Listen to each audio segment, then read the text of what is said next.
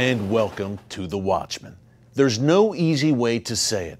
Israel's enemies are gaining momentum around the world, in the Middle East, in Europe, and yes, right here in the United States.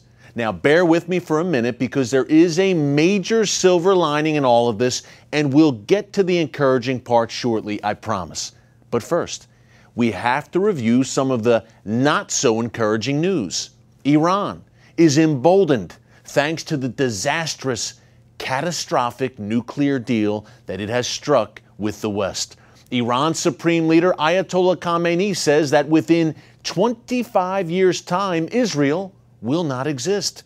He's even written a book detailing how he and the Iranian regime are going to destroy the Jewish state. Iran is also openly mocking the United States and has even released a video warning America that if any war happens, Iran will prevail. And they may have Russian help. The Russians are increasing their military presence in Syria at Israel's doorstep in a major way.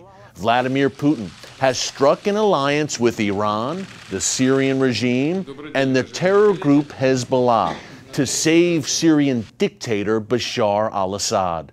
The Russians are now carrying out airstrikes not only against ISIS, but against U.S.-backed Syrian rebels. And again, they're doing it while joined side by side with Iran and Hezbollah, Israel's most dangerous enemies. So we now have a nuclear-armed, military-powerful, expansionist Russia openly aligning itself with Islamic terrorists. How about that reset button, Mr. President? Meanwhile, Palestinian jihadists are laying siege to Jerusalem's Temple Mount over the past few weeks, rioting and violently targeting Jewish worshippers. At least 4 Jews in Jerusalem's Old City have been murdered as of this taping.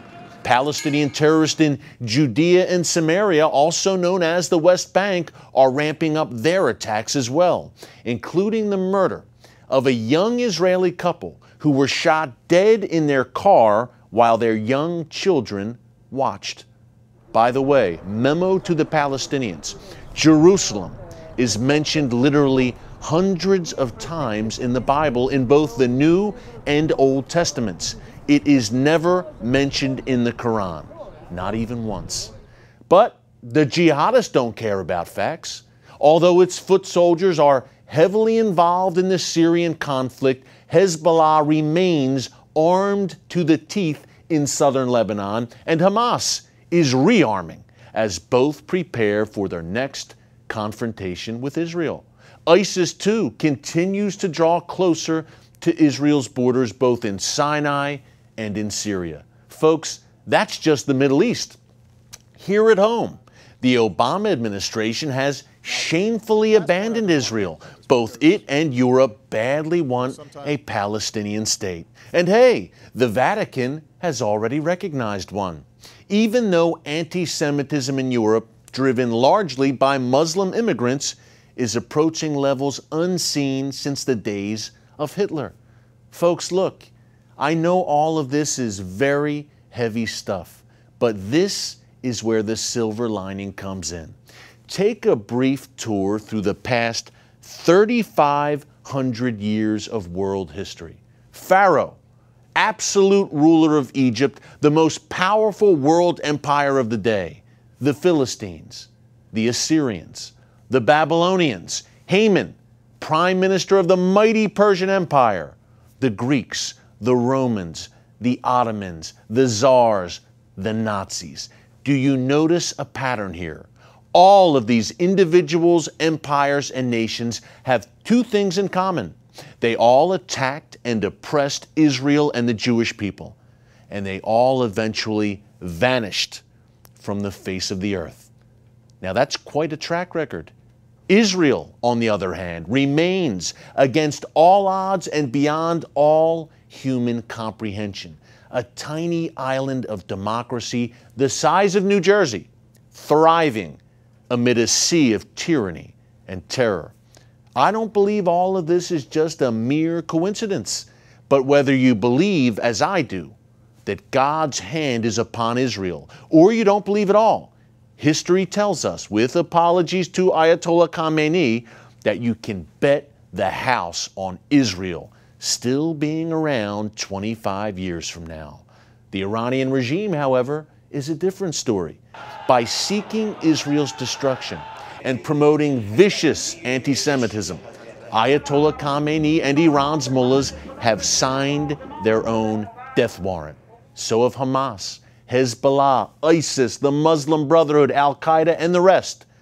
Just as Pharaoh, Haman, Hitler, and many others did before them. Folks, it never ceases to amaze me.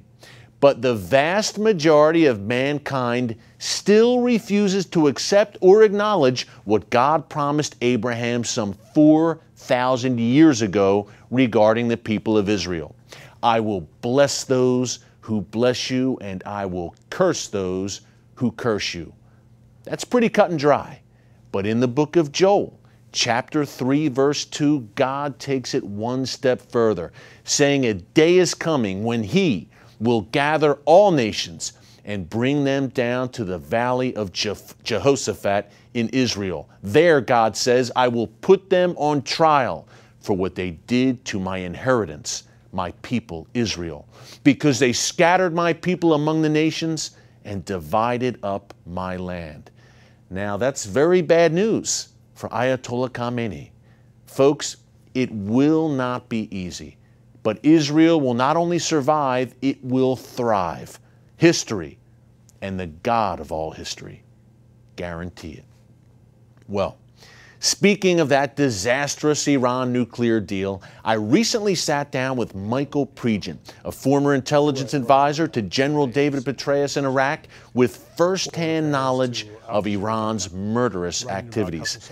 Pregent is executive director of a great group called Veterans Against the Iran Deal, and he had plenty to say about Tehran's long trail of terror against the United States. Take a look. Well, Michael, great to have you with us. Thanks for having me. Yeah, well, you're doing great work, and I think one of the great things about what you're doing, Michael, and sounding the alarm about this Iranian deal is you're pointing out what you saw firsthand on the ground in Iraq. Right. So tell us a little bit about that Iranian involvement in Iraq, killing U.S. troops, and really just opposing our presence at every turn in Iraq over the past few years. Well, it actually started in 2003 when we came into Iraq. Badr Corps actually followed us in. And Badr Corps sold itself as a responsible anti-Saddam party. It was a Shia party. We looked to put a Shia nationalists in power in order to basically make sure the Baathists wouldn't return. So the Badr Corps, which is an Iranian-backed Shia militia, sold us as the horse to pick in this game. And then we saw Iran start to provide funding and weapons and training to other militias like Jaish al-Mahdi, also known as JAM, and then formed Kataib Hezbollah and Asab Ahl al-Haq, two prominent militias that are currently in Iraq today. Yeah, I was going to say, they're still active today in Iraq. Still active, right. and their leaders are designated terrorists. Their leaders have American blood on their hands. And Qasem Soleimani, the leader of Quds forces, actually on the ground leading these militias in the fight against ISIS, but broader than that, the fight against Sunni charismatic leaders, Sunni rivals from the Iran-Iraq War, and Sunni charismatic males and Sunni charismatic tribal leaders. Wow. Michael, talk about, in specific, the kind of attacks that Soleimani and the Iranians helped carry out against U.S. troops in Iraq. Okay, well, there were the explosively formed penetrators. That was a munition that the Iranians helped Shia militias build. They brought them to Iran, trained them on how to use it, and actually set them up in Iraq and directed their attacks against U.S. forces. It was munition developed to defeat our upgraded armor capability that we introduced roughly 2005 with the MRAP. 2006. So it wasn't only the explosively formed penetrators, the Iranian IEDs, they also had something called improvised rocket-assisted motors, where they would drive a truck up to a base and launch motors right over the wall and just basically blanket or carpet bomb that area of the forward operating base. A base filled with American soldiers. Filled with Americans and Iraqis. And these are Iranian-backed attacks. Yeah, Iranian-funded and directed attacks and using the weapons, Iranian the bombs proxies. supplied by the Iranians. Exactly. But something more telling than that, They actually planned a kidnapping operation where they kidnapped 4 Americans known as the Karbala 4. They kidnapped them in hopes to exchange them for 4 Iranian Quds Force operatives captured in Erbil. Yeah. The operation went wrong. They went down a road they weren't supposed to, and they ended up executing 4 Americans. That resulted in the discovery of a direct link between Qasem Soleimani and Asab al-Haq, Qais and Laith Khazali, and also a Hezbollah operative named Doc Duke. Wow. All 3 were captured, all 3 went into American detention, and we had evidence. We actually showed Prime Minister Maliki the evidence directly linking them to the execution of 4 Americans and direct involvement in the Soleimani-directed mission. Coming up, more with Michael Prian. Iran is not America's friend. Far from it. Stick around. A lot of people say Qasem Soleimani is the most influential man in the Middle East right now in many respects, at least the most influential bad actor in the Middle East in some respects. Tell us who he is and who the Quds Force that he leads, what they're all about. Okay, well, Qasem Soleimani is a charismatic Iranian general, and in general terms, he's a uniformed Osama bin Laden. He's anti-U.S. He is able to travel to Middle East and North Africa and basically funding and directing Iranian proxy groups like Hezbollah, Hamas, and the Houthis, and those are just the ones that start with an H. Yeah. And he goes out there and he does this. Now, the Quds Force is an external operating force. Soleimani is responsible for Quds Force external operations. He has the Iraq portfolio, he has the Syria portfolio. He's responsible for keeping Assad in power for 4 years. He has a hand in Assad in the death of 200,000 Syrians. The Quds Force, Quds means Jerusalem. The Quds Force is an external force hell-bent on taking Jerusalem back. That's their long-term strategic goal. And they answer only to the, or Soleimani answers to Iran's supreme leader. Yeah, so a lot of Americans and White House politicians that are for this deal believe Soleimani somehow falls under a chain of command and can be marginalized simply by replacing the Islamic Revolutionary Guard Corps, or IRGC, the Iranian basically their special ops intel branch that has their hands in everything. He answers directly to the supreme leader. Qasem Soleimani answers directly to Khomeini, and that's the problem. We don't understand that. So when we say that sanctions are still on Soleimani, they're not, because the supreme leader will give Soleimani as much money as Soleimani needs to continue Iran's export of terrorism. Tell us about some of your main gripes with this deal. Obviously, Iran has American blood on its hands. That's number one. And number two, why you formed the organization. Well, we've been writing about this for about 1.5 years in different publications, from Foreign Affairs to AlJazeera.com, writing about Qasem Soleimani and what Iran is doing in Iraq and Syria. When we started hearing that Qasem Soleimani was somehow part of the Iran deal, we started diving into Annex 2. Of the Iran deal, which basically lists all the individuals and entities that will receive sanctions relief. To our surprise, we saw a number of terrorist generals getting sanctions relief.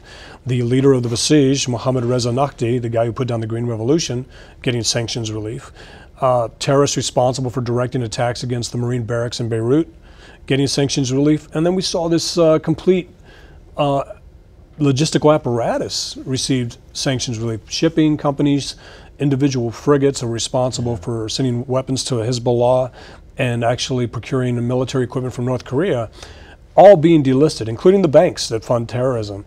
So we looked at Annex 2, and then coupled with that, the president gave a speech at American University saying that anybody who was opposed to this deal was a warmonger, illogical, or an ideologue, and we stood at the organization the next day. What can be done to fight back against this deal? Well, Iran is cheating every day. The 13 generals that were delisted that were part of Iran's nuclear proliferation program all received sanctions relief. And every day they say something that should kill this deal. All we have to do is pay attention to it. And Veterans Against the Deal, we are paying attention to it. We will make sure that Americans know when Iran cheats. They did it yesterday with Soleimani going to Russia again. That's right. They're cheating now, and we will make sure that we highlight Iran cheating with those who supported this deal. And the one thing that can be done now, and it's something that we engaged with Senator Manchin and Senator Cardin, and we believe we changed their minds because they used our talking, our arguments in their press releases, And we know that any additional sanctions on Iran will force Iran to kill this deal. Our strategy is to get these senators who did not read the deal, who now know that this deal rewards terrorists and rewards the generals responsible for getting Iran this close to a bomb. They want to impose sanctions on these guys. Yeah. If they do, it kills the deal from Iran's perspective. Right. We're getting nothing out of this deal at all. Nothing. Nothing. This is... It's surreal. It really is. It is. It is. You know, when the president says, I will not let Iran get a nuclear weapon, you should follow that in the next 16 months. Yeah, we shall see. Yeah, Michael, thank you so much for Thank you so doing. much. Where can we find the website for you guys? Yes, it's veteransagainstdeal.com. We Okay. shorten it just See to on make it your screen. easy. Okay. And you can also email us at veteransagainstdeal@gmail.com. Okay. Just put in the subject line you want to help out, and we'll make contact with you. We're going to keep this going until the election and afterwards. We believe veterans' voices should be weighted against an administration leaving office in 16 years, and we'll make sure we're heard loudly. We're with you, Michael. Keep it Thank up, you. man. Take Thank care. you. Thanks for Appreciate coming it. today. Thank you. Up next, what does ISIS have planned for Rome? Stick around to find out. And welcome back. Well, ISIS believes it is fulfilling Islamic prophecies. And according to the ISIS vision, that means Rome must fall to Islam and Christianity must be crushed. My CBN News colleague Dale Hurd recently examined how ISIS plans to do just that. The Islamic State has a plan to conquer Rome. Yes, it sounds crazy, but ISIS believes the conquest of Rome is central to its mission and necessary to fulfill what Islam teaches was the prophecy of Muhammad and to prepare the return of the Muslim Messiah, the Mahdi. Robert Spencer is the author of The Complete Infidel's Guide to ISIS. ISIS thinks that Rome is one of its primary goals and that it is in its timetable. It has a timetable wherein in the next 10 years, by the year 2025, it hopes to bring about Armageddon, the final struggle between good and evil, or between the Muslims and the non-Muslims. And that one of the chief stepping stones to that Armageddon battle is the conquest of Rome, which they think they're going to be able to do within the next 5 years, that is by 2020. Muslim scholars say Muhammad prophesied that the two great Roman cities would be conquered, Constantinople and Rome. Constantinople today is Istanbul, a Muslim city.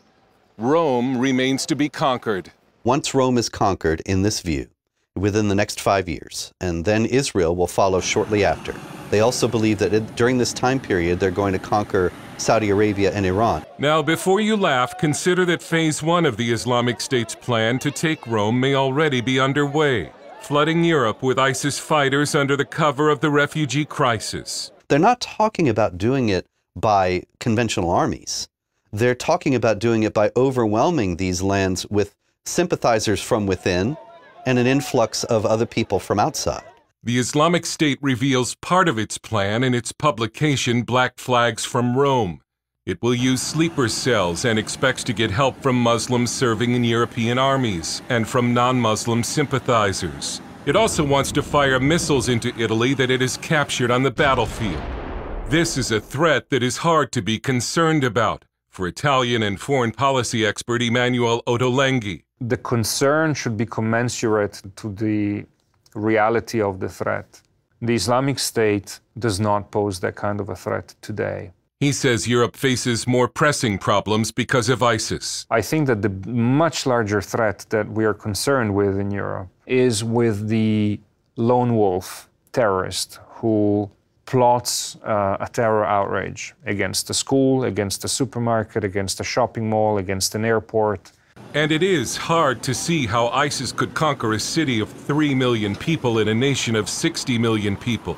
But it is not hard to see ISIS attempting it. The conquest of Rome has been a primary goal since the beginning of the Islamic State. They think that the conquest of Rome will be the complete sign of Islam's superiority over Christianity and defeat of Christianity. They also see the fall of Rome on an eschatological timeline that will culminate in a battle near Dabiq, Syria, their version of Armageddon. And they think that once this battle takes place at Dabiq, this final battle, which they see coming in by 10 years from now, in 2025, that the Muslims will battle the non-Muslims in this town in northern Syria, and then Jesus, the Muslim prophet, and the Mahdi will return to the earth, and they will together conquer and Islamize the world. If their plan for Rome succeeds, ISIS says it will throw homosexuals from the top of the Leaning Tower of Pisa. But the chief target is Vatican City in Rome. And the main event, as they see it, will be the beheading of the Pope in St. Peter's Square, broadcast and live streamed to an international audience. There was a Polish convert to Islam recently who has joined the Islamic State, and he said, once we take Rome, we're going to carry out mass beheadings in St. Peter's Square. And so this is the plan, to convert St. Peter's Square into a huge site of executions of people considered to be the enemies of Allah, chief among them the Pope, in order to cow and frighten the rest of the world into submitting to their rule. It's a plan that for now has little chance of success. But in his new book, The ISIS Apocalypse, author and expert William McKent says ISIS has recently taken a longer-term view of the conquest of Rome and the return of the Mahdi, and is willing to wait in order to build up its forces. ISIS is already next door to Italy in North Africa. More importantly, Islamic State fighters are almost certainly already inside the country, some posing as refugees, going about their lives, waiting for the day when the battle for Rome begins. Dale Hurd, CBN News, Rome. Up next, some final thoughts. Don't move. And welcome back. Folks, I know if you're a supporter of Israel and the Jewish people right now, things look pretty bleak. But as I said in the opening monologue, God still sits on the throne, and the God of Israel neither slumbers nor sleeps. He will never leave nor forsake Israel or you if you're walking with him. Well, thanks for joining us this week on The Watchman. Until next week, God bless you, and remember, never hold your peace.